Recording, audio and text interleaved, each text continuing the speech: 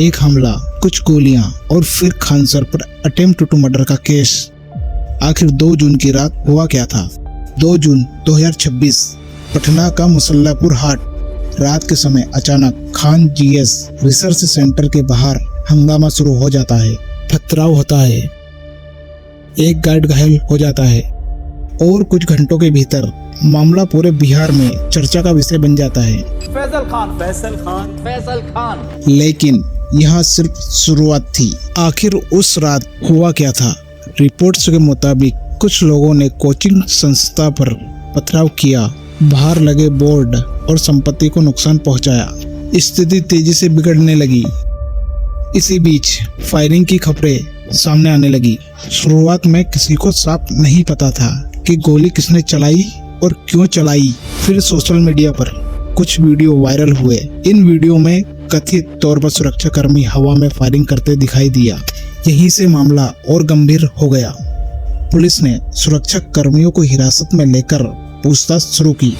Police का कहना था कि घटना की हर कड़ी जांच की जा रही है। दूसरी तरफ खान सर और उनके समर्थकों का दावा था कि संस्था पर हमला हुआ था और सुरक्षा कर्मियों ने आत्मरक्षा में गोलियां चलाई। लेकिन बड़ा सवाल अभी भी वही था, अगर हमला हुआ था तो किसने कराया, और अगर फायरिंग हुई थी तो उसकी जिम्मेदारी किसकी थी? यहीं से कहानी नया मोड़ लेती है। सवाल ये है कि घटना के कुछ ही दिनों बाद सबसे बड़ा झटका तब लगा जब एफआईआर में खान सर का नाम सामने आया। मामले में अटेम्प्ट टू मर्डर और आर्म्स एक्ट जैसी गंभीर धाराएं की चर्चा शुरू हो गई।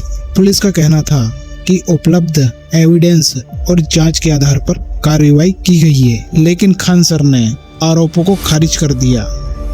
उनका कहना था कि उनके संस्थान पर हमला हुआ था और उन्हें गलत तरीके से फंसाया जा रहा है। इसी दौरान एक दूसरे कोचिंग संस्थान का नाम भी चर्चा में आया। खान सर की तरफ से आरोप लगाया गया, आए कुछ असामाजिक तत्व लगे कि कहें कि कोचिंग उड़ा देंगे 2 दिन के अंदर, और गार्ड को मार के इतना लहूलुहान कर दिए कि अभी वो एडमिट है यहाँ पे।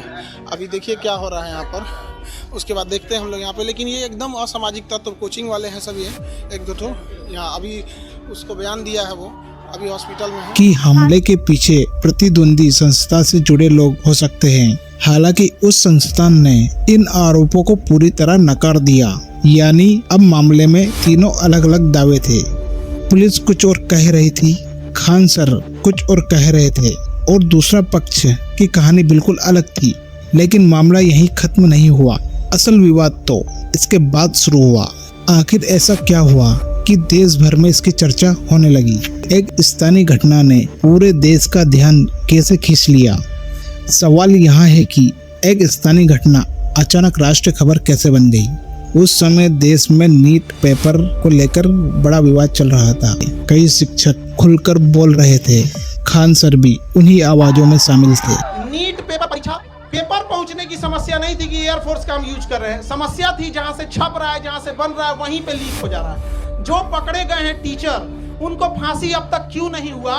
इनकाउंटर उनका क्यों नहीं हुआ? घर क्यों नहीं तोड़ा गया? लेकिन फिर घटनाओं में से एक मोड़ लिया कि बहस सिर्फ शिक्षक तक सीमित नहीं रही। टीवी डिबेट्स, सार्वजनिक बयान, सोशल मीडिया और कानूनी कार्रवाई सब एक साथ जुड़ने लगे।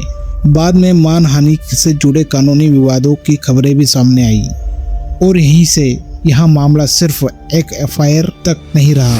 अब तक सामने आए एविडेंस तथ्यों के आधार पर इतना जरूर कहा जा सकता है, 2 जून की रात हमला हुआ, पथराव हुए, फायरिंग के आरोप लगे, एफआईआर दर्ज हुई और मामला अदालत तक पहुंच गया।